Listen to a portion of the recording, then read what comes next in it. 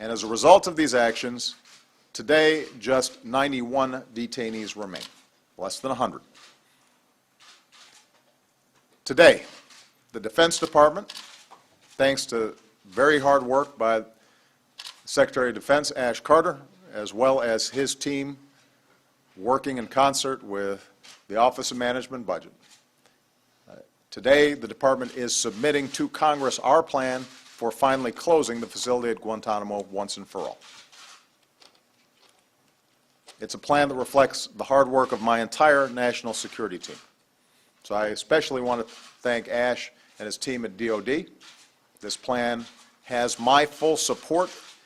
It reflects our best thinking on how to best go after terrorists and deal with those who we may capture, and it is a strategy with four main elements. First, we'll continue to securely and responsibly transfer to other countries the 35 detainees out of the 91 that have already been approved for transfer.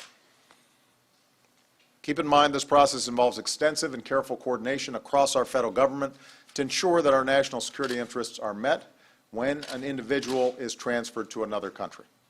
So, for example, we insist that foreign countries institute strong security measures. And as we move forward, that means that we will have around 60 and potentially even fewer detainees remaining. Second, we'll accelerate the periodic reviews of remaining detainees to determine whether their continued detention is necessary. Our review board, which includes representatives from across government, will continue to look at all relevant information, including current intelligence. And if certain detainees no longer pose a continuing significant threat, they may be eligible for transfer to another country as well. Number three, we'll continue to use all legal tools to deal with the remaining detainees still held under law of war detention. Currently, 10 detainees are in some stage of the military commissions process, a process that we worked hard to reform in my first year in office with bipartisan support from Congress. But I have to say, with respect to these commissions, they are very costly. They have resulted in years of litigation without a resolution. We're therefore outlining additional changes to improve these commissions, which would require congressional action, and we will be consulting with them in the near future on that issue. I also want to point out that in contrast to the commission process, our Article 3 federal courts have proven to have an outstanding record of convicting some of the most hardened terrorists. These prosecutions allow for the gathering of intelligence against terrorist groups. It proves that we can both prosecute terrorists and protect the American people.